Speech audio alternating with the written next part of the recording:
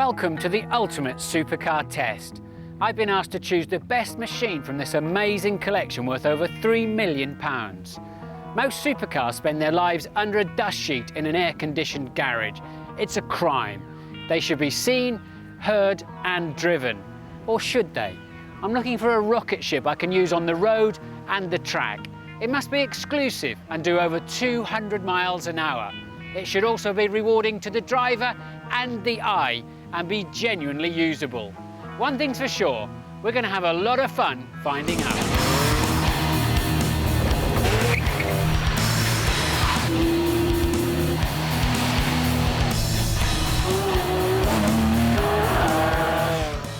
So let's check out the contenders. Lamborghini Murcielago, now with Audi fit, finish and drivability apparently. We'll check that out for you. Koenigsegg CC8S, made in Sweden, a new name to supercars and drop-dead gorgeous. Bugatti EB 110, a true supercar or another example of the fat early 90s. Ferrari F40, a race car for the road. Can it cut it in this company? Jaguar XJ220, I'm really looking forward to driving that again. It's a big car with a lot of road presence. Pagani Zonda S, another spaghetti supercar or a genuine contender. TVR T440R, the British bulldog that apparently does well over 200 miles an hour. Should it even be here? Lamborghini Diablo GT, bling bling. I wonder if it goes as fast as it looks. McLaren F1, still officially the fastest road car and definitely the most expensive. Is it still the king of the castle, or will it be beaten by this, the Enzo Ferrari, full of Formula One technology? These are today's contenders.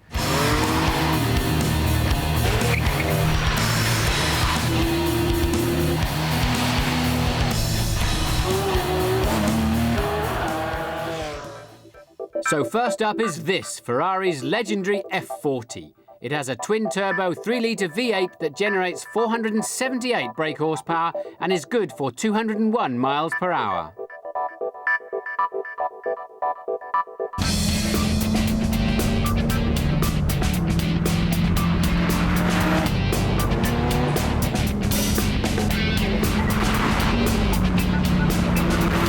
On the move in an F40 Ferrari. She's 16 years old, this model. Can this beauty stack up in this company? It's pure, it's just 1,100 kilograms. 3-litre, twin turbo. It should be really lively, it should feel like a racing car. That's what they say, it's a race car on the road. Certainly basic enough inside. And it just builds speed without a lot of fuss at all. This one's been tweaked a little bit. It's got slightly more horsepower than a standard car. A bit of understeer on turn in and lift off oversteer there. 5-speed gearbox. No goodies at all. No nannying electronics at all. It's down to me to control this little baby. The steering comes alive at speed. It's dead and heavy when you're not moving with a great deal of speed, but on the track it suddenly comes alive. It's certainly lively at the front end, and it does have the feel of a lightweight racing car, touring car, sports car, call it what you like. It holds the apex as well, but it's got a very early basic feel to it, no doubt about it. Brake pedal's pretty solid though, not just somewhere to rest your foot on your way to an accident. It does slow the car down. The lightest car in the field, down into Old Hall. Let's throw it in, see what happens. A little bit of understeer. It'll just come round a bit at the back on the way out as you try and apply the power. Not quite enough for air grip. Showing its age a little bit. The F40 is light, pure, honest, and a lot of fun on the Alton Park track. But like I said, they do call it a race car for the road, so let's see what it's like in the real world.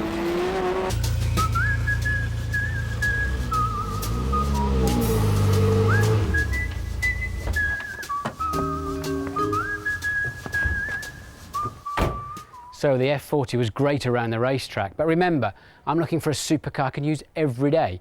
So we brought one here to leafy Hampstead, where the owner of such a car might just live, and therefore every journey would start from here. But what's it going to be like? Well, for £200,000 you get no power steering. That's going to be a wrench.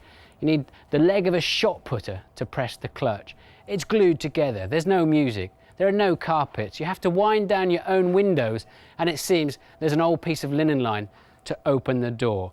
And I also wonder exactly how it's going to compare with this car here. A Ferrari yellow Fiat Punto Sporting, nonetheless, made by the same parent company as the Ferrari. Look what this has got. Electric mirrors, carpets, seats 5, full orchestra, ABS, airbags, everything you could want. 6-speed gearbox. That's one more than the Ferrari. The bottom line is they're both registered for the road. I wonder how it'll compare against me and the F40 in the London traffic. Even before I fired it up, the Punto's off on the daily commute, leaving me to gingerly reverse out, catching the spoiler not once, but twice in the process. 3-point turn, no problem in the Fiat. But if you turn down a dead end in the F40, well, prepare yourself for something more like a 5-point turn. Oh, and watch out for that spoiler again. In the real world, at slow speeds, the brakes don't really work, and the clutch and steering are both outrageously heavy.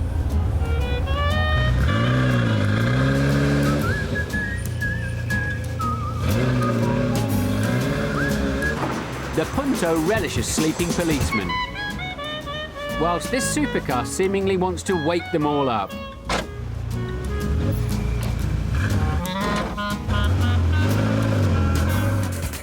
Width restrictions don't worry the little Fiat. But even though the F40 isn't actually that wide, you have to watch out for those pricey alloys. And you would hate to scrape the single layer of paint from that gorgeous carbon fibre body. At a tricky junction, people will even reverse to let the Punto out. But not a bright red Ferrari, it seems. So while the Punto is nearing its destination, I'm sat in traffic, doing a gym workout in a sauna, staring at a dashboard which looks about as interesting as a wet Monday morning. So, as I suspected, the F40 is fun on the track given its age, but as an everyday supercar, it's, shall we say, a challenge. Let's move on.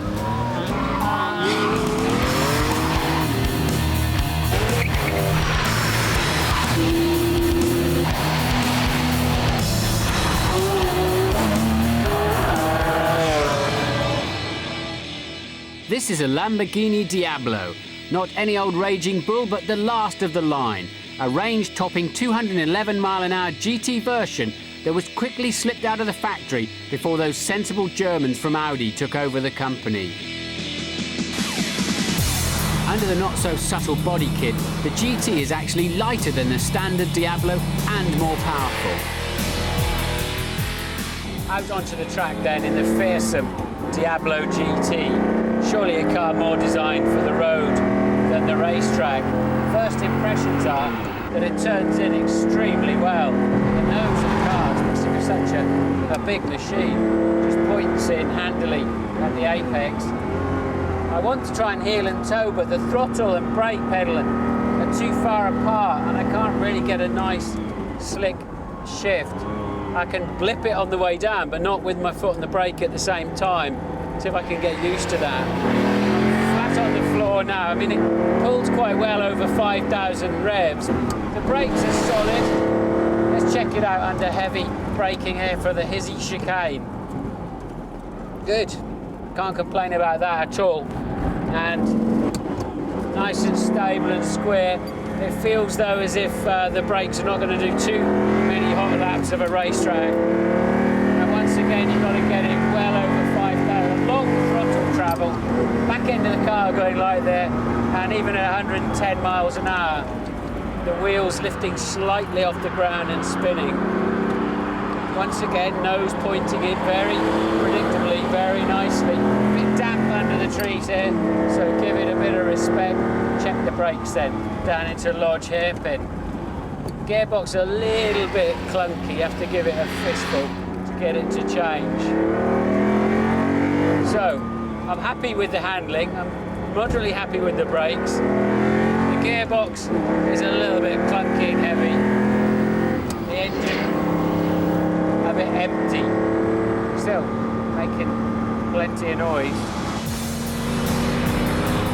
So the Diablo GT handles and brakes better than I expected. But even though it has allegedly about 100 brake horsepower more than the F40, it's nothing like as much fun on the track.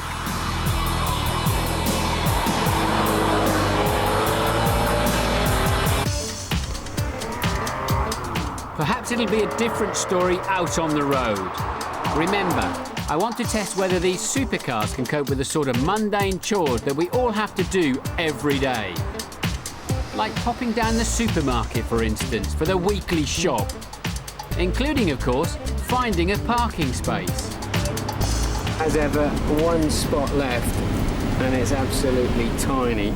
Let's see if we can get this baby in there. I'm going to have to open the door and have a look. Now I'm going to have to take my seatbelts off so that I can get out and have a look. That is seriously tight. Problem is, now the mirror's up in the air. The rear view camera helps a little, but it's strange. It doesn't give you a feeling of distance and it reverses the image. That'll do. Luckily the door goes up rather than out, otherwise I'd have no chance. Let's hope the shopping's a bit less stressy.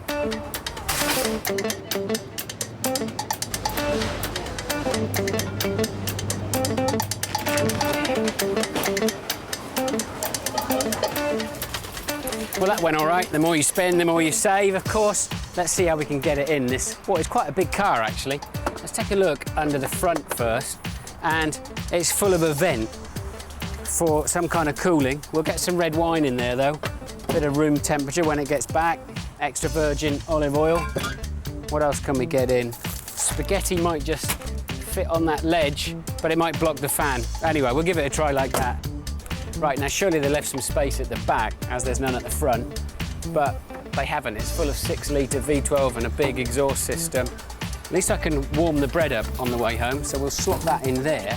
But the rest of it is going to have to come inside with me. Now, I don't look so cool with my shopping in the car with me. The eggs can go in the glove box, and the toilet rolls in the passenger seat, in case we get any nervous passengers. So, when it comes to real-world practicality, the Diablo GT is right up there with the Ferrari F40.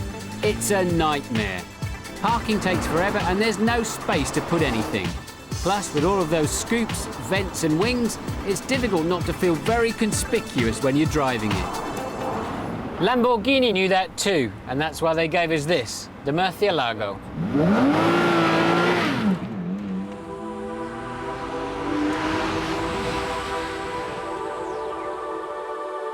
The Murcielago's styling is understated for a Lamborghini, maybe because the company is now owned by Audi, and rather bizarrely, they got a Belgian to design it. But it's still dominated by a gargantuan V12. It will see the dark side of 200 miles an hour, and it will crack 60 in just 3.8 seconds. Lamborghini are very happy for this Murcielago to be considered as an easy-to-drive, everyday supercar. We thought we'd try and find out. We've got Alison here, who's got very little driving experience, and we wonder if she can tame a 205-mile-an-hour supercar. Let's give it a go.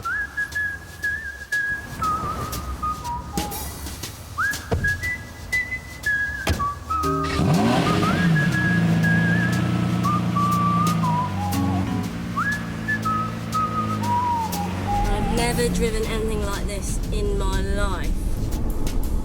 I like the wing mirrors. How long have you been driving? A while, on and off. Well, you haven't stalled it so far, so No. it seems quite easy to pull away in, yeah? It's, I'm actually really enjoying it. What's the fastest thing you've ever driven, would you say? Well, my Fiat Seicento, which I don't particularly get up to great speeds on, because... Fiat 600. Is that 600 horsepower or 600 Well, now, look, don't cc? ask me tricky questions like that. How quickly does it do 0 to 60, do you reckon? under 4 seconds because it's four-wheel drive and it's got loads of grunt. It's lovely to drive, Martin. Well, you know, they said it was easier to drive. Alison soon got the hang of things, checking out its straight line speed and its four-wheel drive traction. Yeah, okay, it's me really. And now for the track.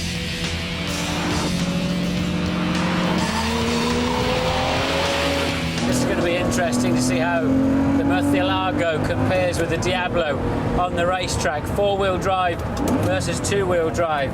And immediately I can heel and toe. But as you balance the car on the throttle, it tends to rear its nose up a little bit. So that's not exactly what you want. You can get used to it, I'm sure. Gearbox much easier. So I've got a lot more confidence going into the corners that I'll be in the right gear when I get there instead of fumbling for them. The balance is changing though, very much dependent on the throttle position. You can turn this car on the throttle, but not in a particularly nice way. It's not like you generate some oversteer from it. It just tends to move around within its chassis. Down into Hizzy's hairpin. Well, the gearbox is much better, but the brakes don't quite feel up to it. You've got to keep a consistent amount of power on to stop this movement of the chassis, which is changing the handling balance. Brake pedal plunging a long way to the floor there. A little bit of turn in, understeer. I wouldn't say I can feel totally confident with the handling. Certainly accelerates nicely. 450 pound-feet of torque, 580 horsepower. Understeer again towards the exit of the corner. Not got the same front end on it of the Diablo GT. So much nicer on the gearbox though, but the brakes are disappointing, no doubt about it. You see, as I keep modulating the throttle in by small amounts, I'm just picking the nose up and generating some understeer. Thought it might handle a bit better than this. The Murcielago, engine and gearbox great, but the handling and brakes are definitely biased towards road use. Still, at least that makes this Lamborghini a supercar that can be used every day. Next, please.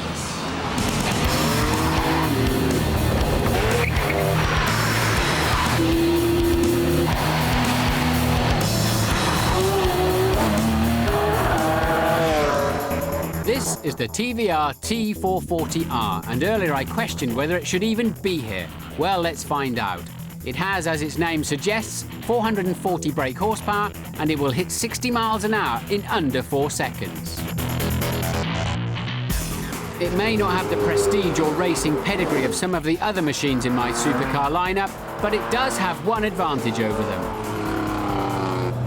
Put away your supercar badge snobbery for a moment and think about this. The Ferrari F40 that'll just creep over 200 will cost you about £1,000 per mile an hour.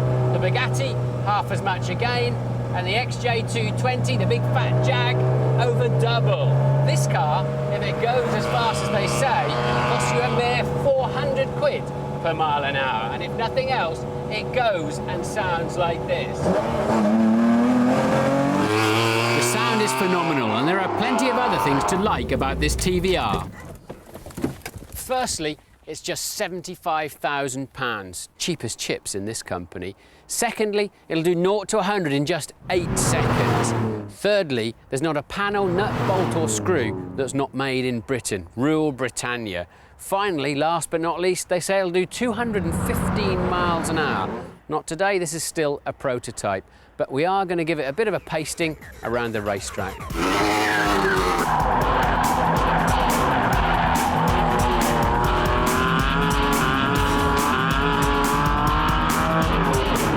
This is so reminiscent maybe when I was coming around in a racing car. It's got that sort of lazy, deep-throated noise. It's certainly got a pin-sharp front on it. Traction's all right. If I can find the right gear, we'll be away. And a nice little flip of the throttle. Brake pedal's solid as a rock. Whoops, too much curb there. Suspension is very, very stiff. As ever, a long throttle travel.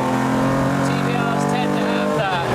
Off we go then down the hill. Let's see if she'll stop for the Hizzy chicane. Brakes are good, no problem with that.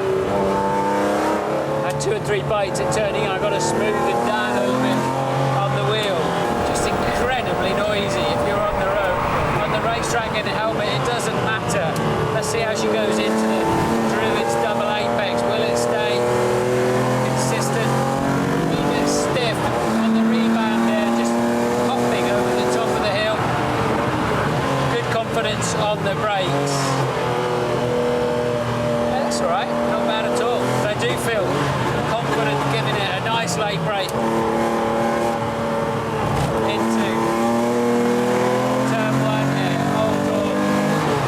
Touch late in the back end over the crest into Cascades where Senna parked his Roll Formula 3 car on my shoulder. Gearbox is nice and positive. A touch of understeer building as the tyres build up temperature and launch into the cambered apex here. Get on the throttle, see what happens. Traction very good. The car's much better suited to the racetrack. This is good fun to drive. I am enjoying this. I want the next corner to arrive so I can have a go at it. Incredible noise. I hope you can hear me on this microphone. The steering wheel's so lively. Gearbox good, brakes great, handling a little bit pointy, a lot of fun, engine marginal. So the T440R is better than I ever expected on the track. But that was in the drive. Introduce water into the equation and it's a very different story. The TVR, like most of the supercars in my lineup, has huge power, a light body and rear-wheel drive, which makes them all a right handful in the wet. Obviously, this is a specially watered track, but it's set up to simulate real-life driving. It could just as well be the greasy surface on a roundabout near you. I can control it, but if I squeeze on just a bit too much power, it's all great fun, especially if you like going sideways.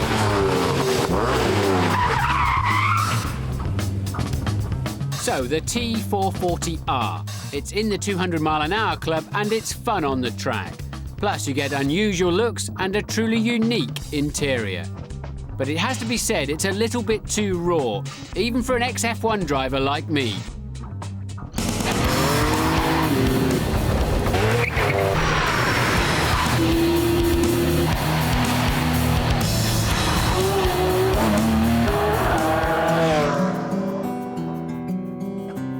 This is the Pagani Zonda, and apparently it can do 220 miles per hour.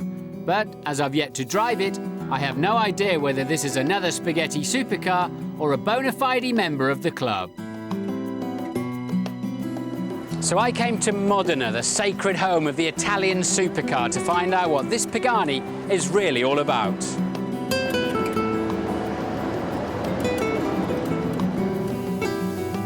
Paganis are made here nearby the established giants Ferrari and Lamborghini.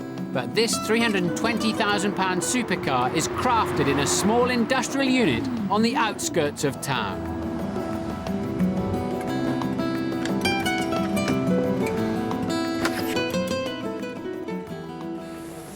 This small room is where all the Paganis are built, and it's very evocative for me. It reminds me so much of the shops where all my Le Mans cars were built. Small teams of people working on the car, hand-building it for you, discussing various aspects, organised clutter around the outside. The cars themselves, though, are superb. The detailing is absolutely lovely. Look at this over here, front suspension, brake and hub. That could be going to Le Mans any day now. The interior is stunning. The seats are custom built from leather, and there's no rumbly old V8 in the back. For your money, you get a 7.3-litre V12 from Mercedes-Benz AMG. Before I get to push this Zonda hard for the first time, I've really got to say I'm not convinced about the looks yet. A bit too much function over form for me. Let's take it and see what the Italians think. They know a bit about style.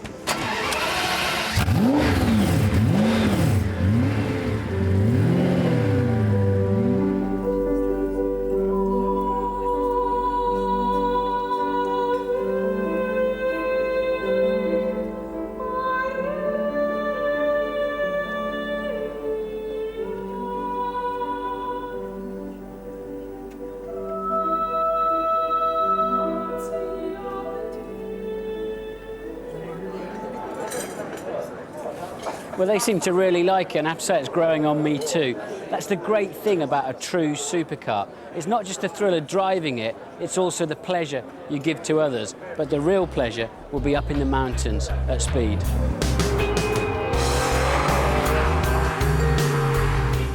Immediately you feel this Pagani Zonda is sorted out. It gives you confidence straight away. The engine is fantastic. It's silky smooth like a turbine. Peaches and cream, it's just everything you'd want. Turns in nicely, none of the understeer of the Murcielago. Loads of grunt, wonderful sound, but the brakes, very, very strong. Good feel underneath the pedal. The gearbox, good, but not great, a little bit notchy. That would be better if it was slightly smoother. Inside the car, it feels to me like a Le Mans car, like a sports car. You're sitting quite close to the centre of the car. The view forward is absolutely excellent. And unusually for these supercars, you can see out of the rear mirror too. This is a tricky little road. What a lot of fun. Let's give it a bootful. Yeah, that's good, I like that. It'll soon stick the back end out with too much throttle if you're a bit of a hooligan. But it's controllable and still the car building up speed, building up pace, moving forward. I'm just a touch wary of the back end of the car over the bumps with a lot of power on. That's when the traction control switched off and no ABS, of course. Another hairpin here. Incredible acceleration. Look at this little S-bend here. Let's give it a little bit through here. You can throw it into the corner like a racing car, just trying to lock its front wheels gently there. Oh, nice.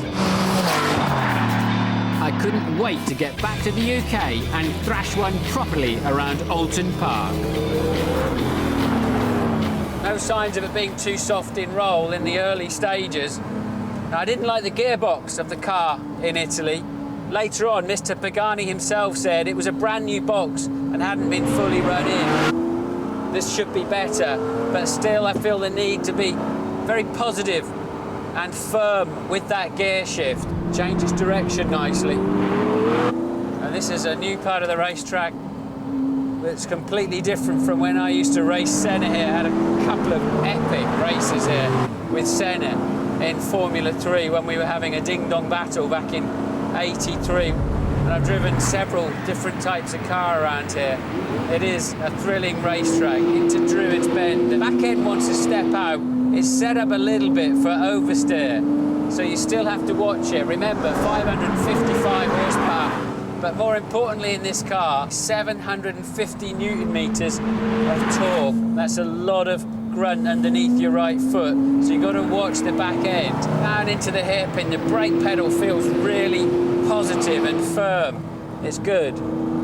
It went into the apex nicely, so just watch the back then.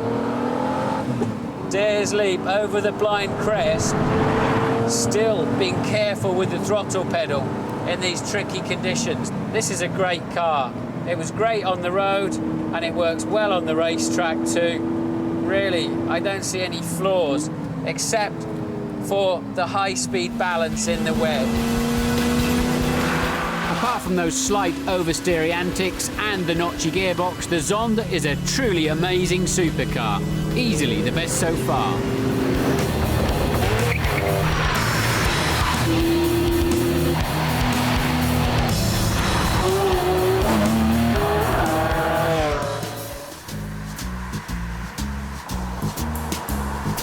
As you can see, I'm driving a Volvo Estate to be precise. I love the fact that it's full of airbags, side impact protection, big comfy sofa leather chairs. It's safer than a bank vault in here. Why? Because it's made by Swedish people. They're a caring, sharing, environmentally friendly greenie bunch who love nothing more than providing the world with safe, big and efficient transport. So you may find it unbelievable then that the Swedes also make a car like this beauty, the Koenigsegg CC8S. Hardly a Volvo Estate, is it? Look, 650 horsepower, less than 1,200 kilograms, no boot worth talking about, not even a spare wheel, just 2 seats. There is a token airbag though, and you've never seen a door like this. What a lovely example of a dihedral synchro helix door actuation. Supercar special already. You'll not steal this in a hurry. It's got a very unusual starting procedure, like Starship Enterprise in here. Press the power button, put on the ignition. Hold the same power button, hit the starter.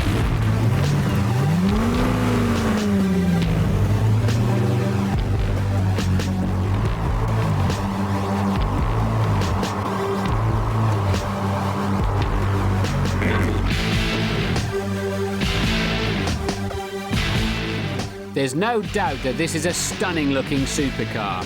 Kind of a cross between a Ferrari and a Lamborghini. The interior is unique though, and I love the touring car racer-like gear stick.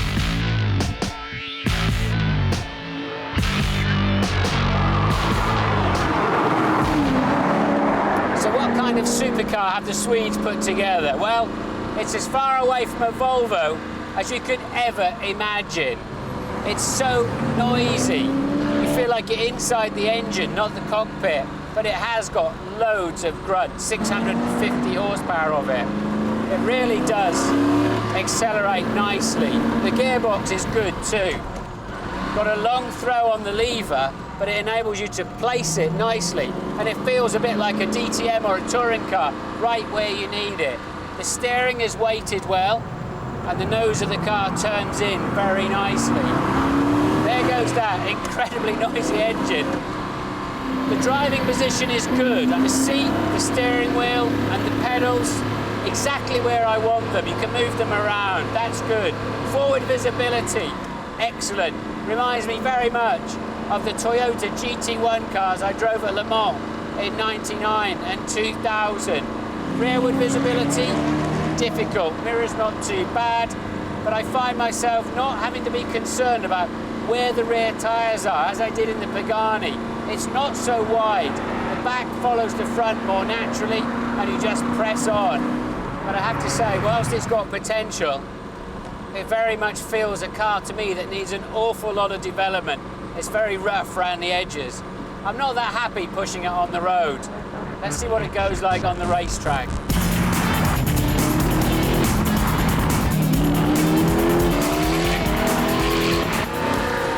As we venture onto the slippery and still wet Alton Park, I don't know whether to be thrilled, excited, or totally intimidated by this Koenigsegg, which is allegedly the fastest car in the world at 242 miles an hour, conveniently 1 mile an hour faster than officially recorded in the McLaren. Initial grip is good. Surely is one of the noisiest cars in the world. We had it at 111 decibels on the road. So it doesn't want to put the power down, does it, in these really slimy conditions. Let's see what it will brake like. Not bad, not as well sorted as the Pagani though. It's not as balanced and stable. Difficult to apply the power smoothly, which is surprising, although it is a supercharged V8. That this is a car that's had quite a lot of use, and it's getting a bit dogged in fairness to it. But hey, this is what they've given me to drive, so I'm going to drive it and I'm going to tell you about it. And it's nowhere near as well balanced as the Pagani. So the Koenigsegg isn't the finished article just yet, but if they can ever get it to go as good as it looks, it will be special. But that's a long way off.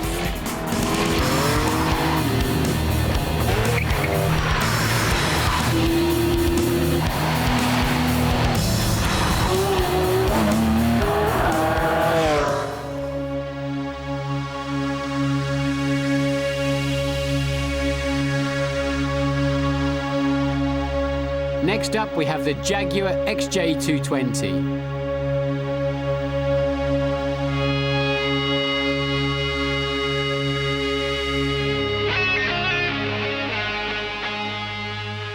What is this 14-year-old supercar doing in my exclusive lineup, and why does it have to be seriously considered?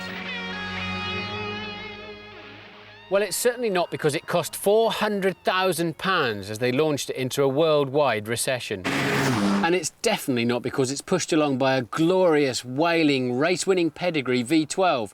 This has got a very humble and clattery V6 twin-turbo.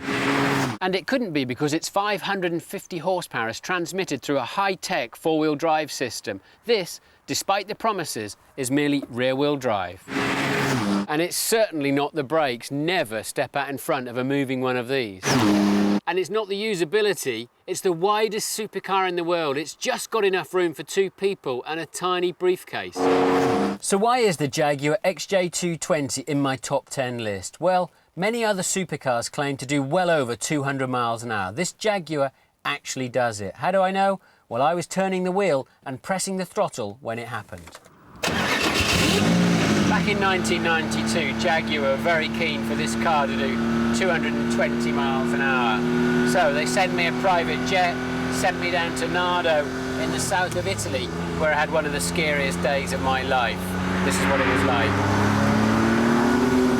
It was an exciting opportunity, and we headed off. Initially, something around 210 miles an hour. Then they took off the catalytic converters, and we went out for a serious attempt at braking 220 miles an hour. We were pushing this car to a top speed that theoretically it could easily do, but in reality, would it work? Would the aerodynamics be stable? Would the engine cope with it? Would there be oil surge, for example, as we were constantly turning right? But nonetheless, the car did the job beautifully. When I got out, the bonnet was on stalks. It had stretched all the brackets that hold the bonnet down. And I suddenly realised if that had come up at speed, the aerodynamics would have been incredibly powerful. I would have lost my visibility. Maybe the front of the car would take off. There was one skinny little barrier between me and the Adriatic Sea on half the circuit. But, you know, I didn't check the tyres. I didn't really know the car. But on that day, it scared me a little bit, just to know what might have happened. They say we actually did it, because it's a banked circuit, and if you put in the factor to allow for a straight and level piece of road, we did the equivalent of 222 miles an hour. But officially, the top speed, the VMAX, was 217.1, if my memory serves me correctly. At the time, it was a new world record for a road car. Over a decade later, what's the Jag like now? The XJ220 feels at home in this kind of environment. It doesn't matter that it's wide anymore. It feels ready to just easily build speed like an express train, like an intercity coasting down the back straight here at Myra. It really feels good. I immediately feel confidence again in the package. Coming into these bank corners, it does feel right, and you have to say, this is where the XJ220 is in its element. It is a classy performer at very high speed, cornering about 120, building up to 150 down the straights. There goes the windscreen wiper off again, just like I had on that day back in 1992. The car finally feels as beautiful as it looks. So away from the high-speed bowl, ironically, having set a new world record in this car back in 1992 for a road car top speed, I never actually put it onto the road. So this is a new experience for me. First signs the engine doesn't sound that good. I do remember that well. It's got plenty of torque and plenty of tremendous feeling of acceleration, but it doesn't have a nice sound to it. But the car sits very well on the road, very square. But it's got a curious thing that every so often the steering weight just loads up when you're not really expecting it, and you have to really kick in to keep the car turning through the corner. There's a nasty little surprise when you least need it. Brakes, marginal. You don't want to turn up in a £400,000 supercar, even though you can buy one of these for much less than that now, and have your arrival announced by the squealing of the brakes. With that mega top speed, the Big Jag was the fastest supercar in the world, and surely it's still one of the most beautiful. It's just a crying shame that Jaguar didn't give that stunning design the engine and brakes it truly deserved. Mind you, those looks and 217 is not too shabby.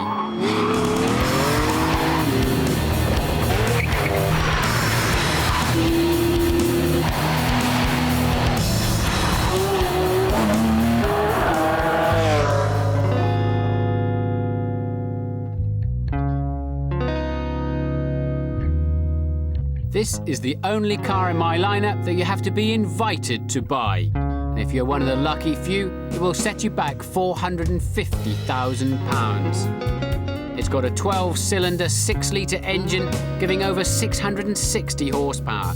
It does 217 miles per hour and tips the scales at a mere 1,365 kilograms.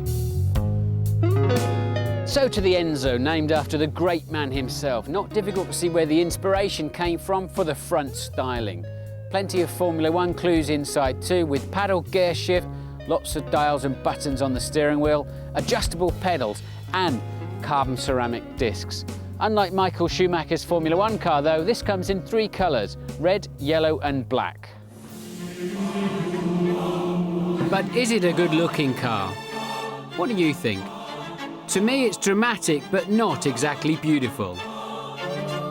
The devil is in the detail, though, and there are some lovely touches.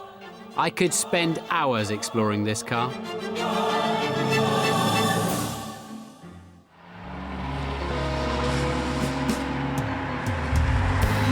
Back in the UK for a drive, and to add to the thrill, it's raining and the roads are treacherous. As this car has been supplied by a good friend of mine, it's the 4th one they ever built, I'm not going to be the first person to write off one of the 399 limited run. Never have I been so challenged on the road, especially with the braking, downshift and engine characteristics with zero grip. I'm fed up with these roads, let's head to the racetrack.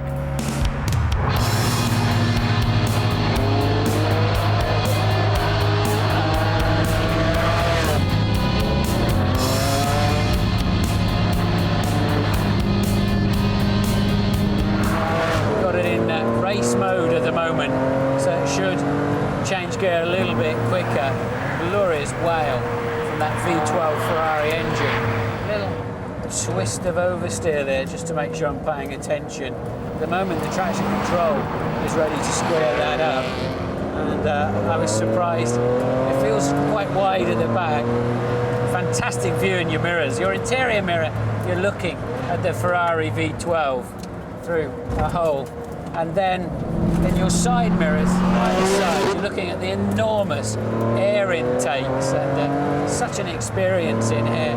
Now, in a Formula 1 car, you use these semi-automatic and now fully automatic gearboxes, almost always changing up at full throttle. It doesn't happen on the road, but it does happen on the racetrack. I have to tell you, I've been on the receiving end of thousands upon thousands of automatic shifts in a Formula 1 car, semi-auto shifts in a Formula 1 car, and they do not feel like this. It's got a nice blipper on the downshift, but they're much, much faster in the F1 car with straight cut gears and dog ring gearboxes. If you think you're experiencing what Michael Schumacher experiences, you're not. That turns in nicely, but it will just kick its back end out when I don't really want it to, when I want to be getting down the racetrack, traction control cutting in. Let's get rid of that and see what she's like then. A little orange light comes up on the top of the steering wheel to say traction control is off. So now it's down to me to put the right amount of power in. Now, that was for me to have to control. Electronics are not going to cut in. I have to say, I much prefer that.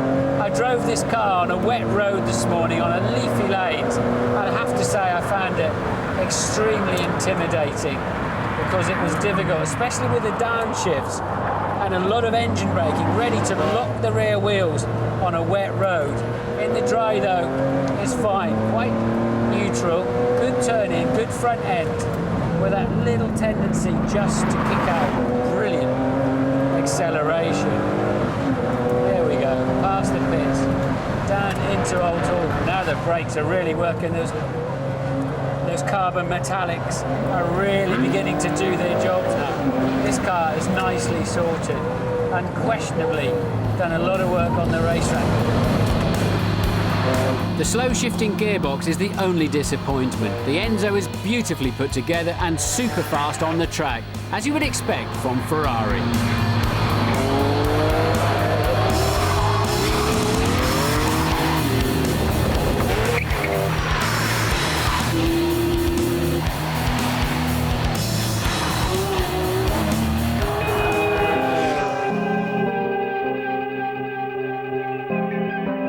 In 1991, Bugatti built the most technologically advanced supercar in the world.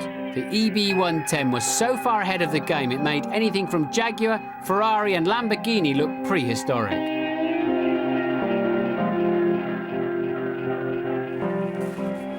You're probably thinking this is yet another Italian supercar styled by Gandini with an engine in the back the size of Tahiti. Well, you'd be right, but the Bugatti had so much more. The engine was a lightweight 3.5-litre V12. It had trick aerodynamics, four-wheel drive, ABS, power-assisted steering, 6-speed gearbox, wood and leather. It had everything the Jaguar XJ220 should have had, but didn't. Plus, the EB 110 was cheaper, and being a Bugatti, it was a whole lot more exclusive.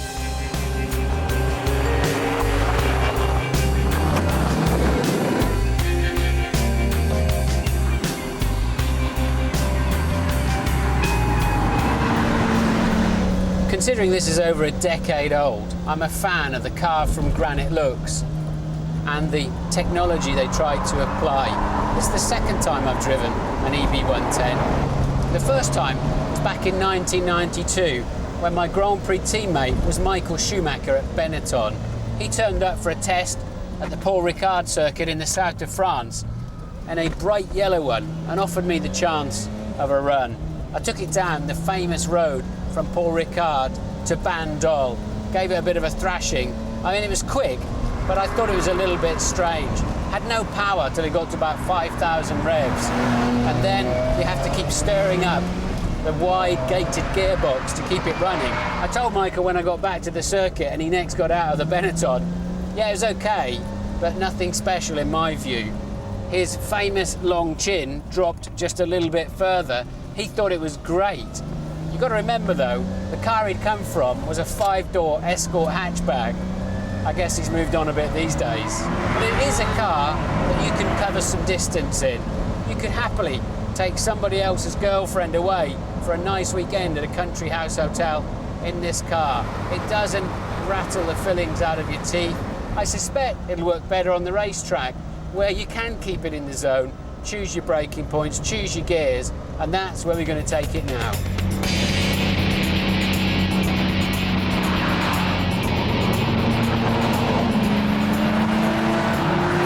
It's an amazing difference, isn't it?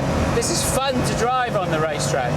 I can really get into this. It's so different to the road where I just could never really get it up and running before I seemed to come across a corner or a tractor or something and it had no power whatsoever. Now it's great and I'm even beginning to somehow get a grip on this wide gate of the gearbox, and the braking is very stable. Very impressed with that. Four-wheel drive then now. The track is still pretty tricky in places, it's damp, but I've got the confidence to get on the throttle earlier, knowing it's going to tend to gently understeer. And all of a sudden the gear ratios come into their own and it all starts to make sense.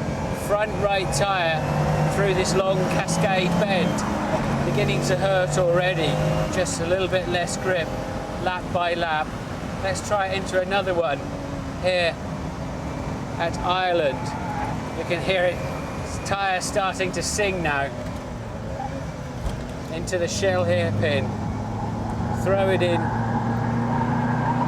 with some confidence and start squeezing the throttle. In a racing situation, you really want to treat, to a certain extent, the brake pedal and the throttle like it's got an egg underneath it. You don't want to brake. it's not all about going sideways. Sideways is not fast.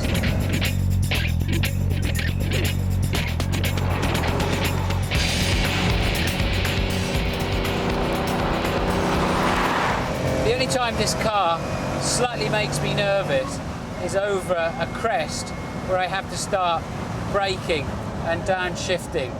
Back end just wants to step out, and it's just slightly a question of, I wonder what's going to happen next. It's easily correctable, but much happier with this car in track conditions. Not something I'd want for the road, but given it felt so silky smooth and had a sort of a limo ride compared to the others, it's okay on the road if you could just get rid of that turbo lag. The Bugatti with those 4 lazy turbos is tiresome on the road, but it does manage to get back some cred on the track.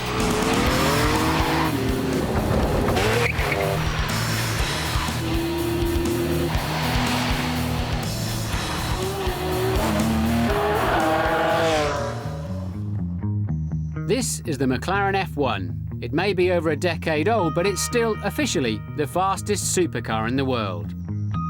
But at £640,000, it's also the most expensive. Mind you, it's not difficult to see where your money goes.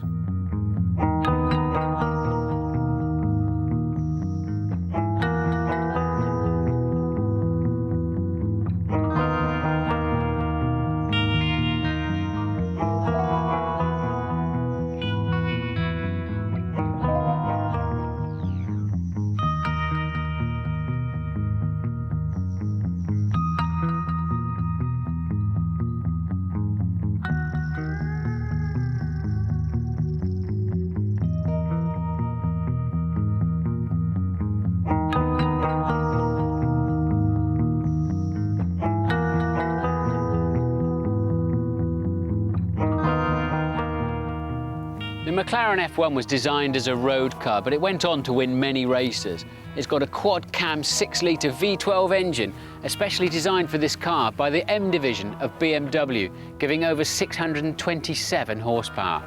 Any car with gold foil for heat insulation has to be special. This particular one's got a GT pack with an extra rear wing, but as standard, they still have positive downforce at speed. Uniquely, it's a 3-seater, not elegant to get into, but very special when you get to the central helm driving position. Let's see what it goes like on the road.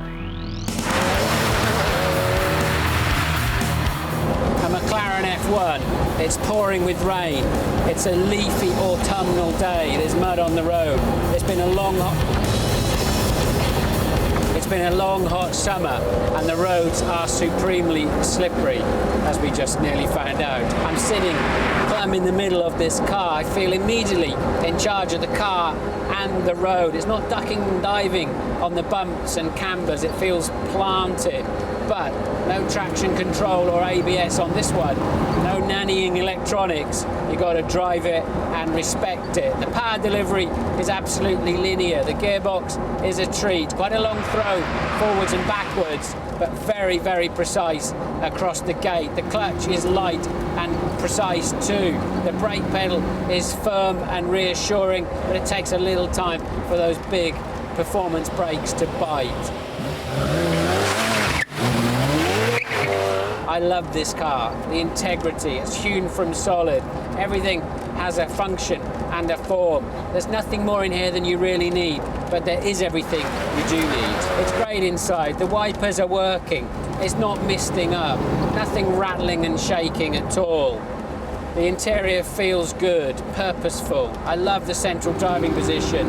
My two best friends can come and join me in here on a journey across the continent. It's got that kind of comfort level and feel. It's not noisy, but when the noise does come in, it is of intake and power, not of rattly, oily bits meeting each other just behind your ear. It's a beautifully linear delivery of power from that V12 BMW engine, and the gearbox and ratios are well suited.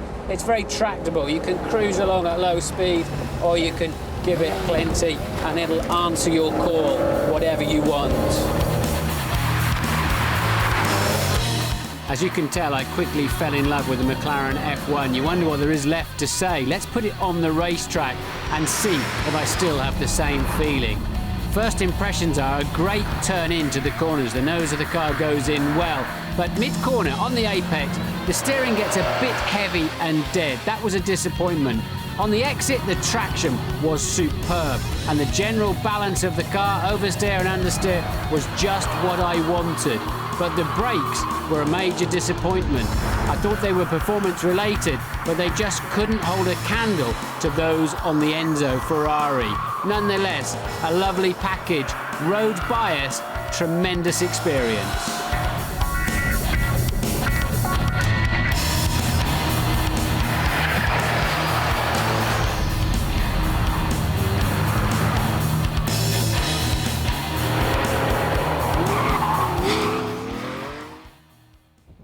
It's been a great privilege driving these supercars, but now it's crunch time and I've got to put them in order. 10th then, the Diablo GT. Every time I pressed the throttle pedal, I wanted to send the engine a sorry card and a bunch of flowers. The TVR, just too leery and noisy for me. The Koenigsegg surprisingly down in 8th place. It's beautiful, but it's just not sorted. Feels like an early prototype. Great car in there though. The Bugatti is a bit of a limousine in this company, but it's got some lovely detail and it's quite sophisticated. 6th, the Jaguar XJ220. Looks great, but that engine sounds like a skeleton rap dancing in an empty biscuit tin. The Murcielago, it is very nicely sorted. Wouldn't mind one in my garage, but feels too GT-like in this company. I fell in love with the F40. It's true, honest, light, and gives you a lot of pleasure to drive. Surprise then of the group for me, Pagani Zonda S. So beautifully detailed and put together. Clearly then there are two cars missing. Let's remind ourselves just how good they are.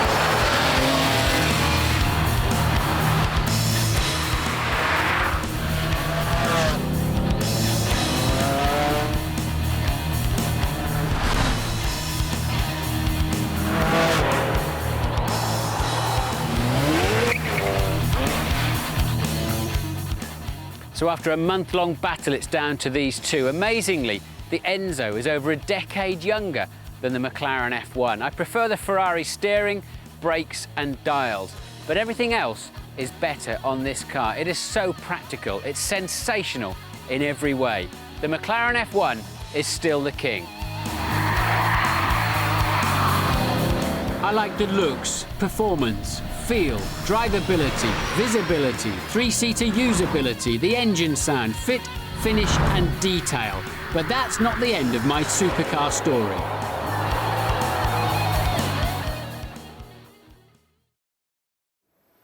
So, after all those incredible driving experiences, it's the McLaren F1, the supercar I most want to drive. But it's 10 years old. Surely something can beat it. Well, maybe in 2004 that will happen. There's some incredible cars coming out. Not least its new younger brother, the Mercedes-Benz SLR McLaren. I've been invited for an exclusive look at the SLR production line by McLaren boss Ron Dennis to see just one of the new Challengers coming to life.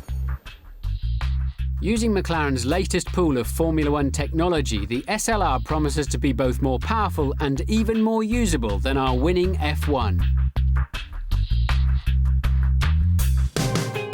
Fitted with a 5.4-litre supercharged V8, it generates 640 brake horsepower and reaches 60 in just 3.9 seconds. And you'll be able to hit its 210-mile-an-hour top speed in leather-lined style.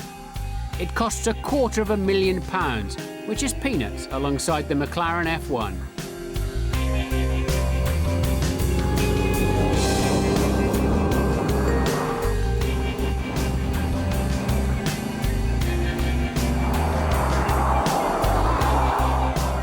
The next supercar of tomorrow is the Carrera GT.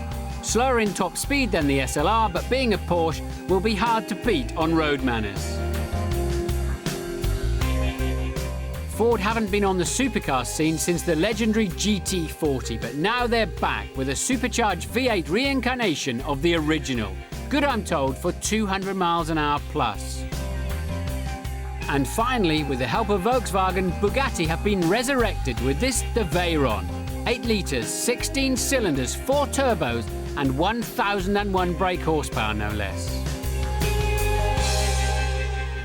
What an amazing collection. I wonder how they'll compare with this year's winner and against each other. I cannot wait to give that lot a good thrashing. Hope to see you there.